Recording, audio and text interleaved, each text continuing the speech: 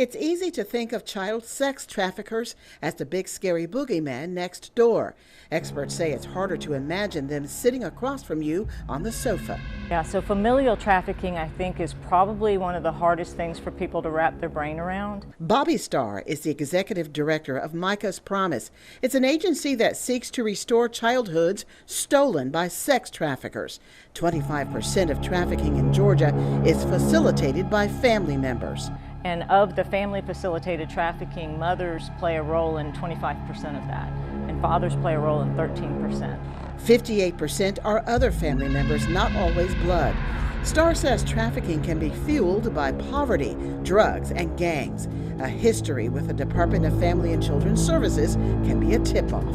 So have there been previous calls for neglect, sexual abuse?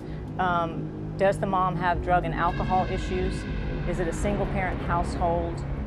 As well as, if you know that a child lives in the home, but the child is never coming outside to play, or they used to come outside to play and now they don't come out anymore. The average age of a victim is 13, but statistics show that in the state of Georgia, when a mother is involved, the average age is 5. Kamari Holland was 5. We should note her mother is charged, but has not been convicted. My gut reaction was she was going to be charged. For non-familial predators, the biggest hunting ground is the internet. Starr says that's where grooming, selling, and buying takes place. Kids with cell phones are vulnerable. In the U.S., 58% of children have a cell phone by the age of 11. Children looking to have their needs met elsewhere, even in the higher socioeconomic levels of our community. Through the internet, millions of people have access to children. Sex traffickers are all too willing to pose as friends to meet whatever needs the children have. They prey on their need to be in a relationship, they prey on their need for love, and they prey on their need for material items as well. Starr says there was a drop in the reporting of these cases during the pandemic because teachers don't have eyes on the kids. Tanisha Mathis is a certified school counselor, but has worked in the classroom as a teacher. The students are with their teachers 8 hours a day. Essentially, they're with their teachers more than they are with their parents. So a lot of things that are occurring that are abnormal, the educator notices it before the parents do. When Mathis was a teacher at a school system in another part of Georgia, her instincts kicked in when it came to one transfer student in particular. And I did notice some hygiene issues, and that's one of the telltale signs. And standoffish, she didn't really want to talk to a lot of people. However, I did get her to open up to me, and she told me that she was a transfer in from another county.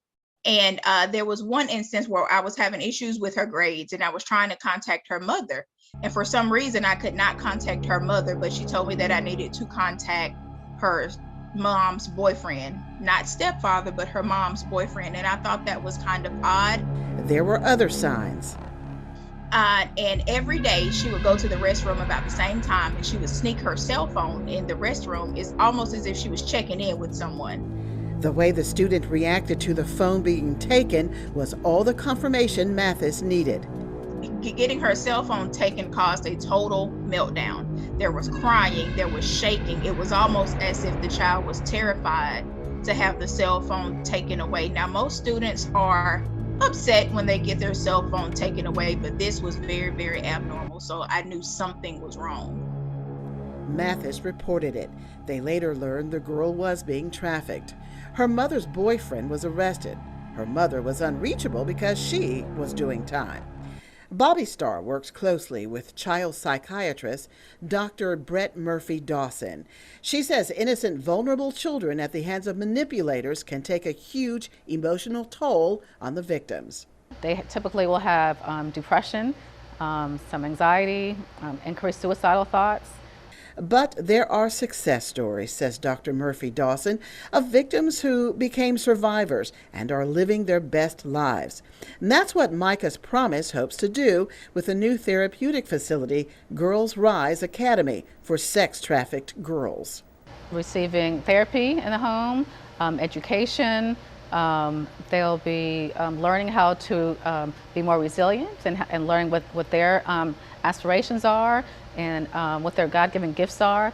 So that's what, and helping them learn how to heal through art therapy, working through nature, and garden therapy. So there'll be a lot of different ways that we'll be helping them to address their trauma and to become who God has purposed them to be. The old adage, see something, say something, still stands, says Assistant Police Chief Joyce Dent Fitzpatrick. She says if your gut tells you something is amiss, take pics. If you come across child porn, do not send it to police. That's illegal. Let police retrieve it. She encourages neighbors to be on the lookout for malnourished children and other signs. If you see a lot of foot traffic in and out all times of the night, of course drug usage, and different cars coming and picking up people, dropping people off. Victims of sex trafficking can be male and female children as well as men and women. Star says it's happening in hotels and motels, strip clubs and homes. She says it's important to erase the stigma attached to runaways. They could be running away from an abusive situation. She says it's also important to not view the victims as prostitutes. She says the Jeffrey Epstein, Ghislaine Maxwell case helped change that perception. Now she says, let's go after the buyers. It can be a professional, they can be a youth pastor, I mean, it could be anybody. Rationalizing that going after younger victims shields them from sexually transmitted diseases. Star says last year 26 kids were identified as victims of sex traffickers right here in our area. In Columbus, Teresa, Whitaker, News 3 on your side.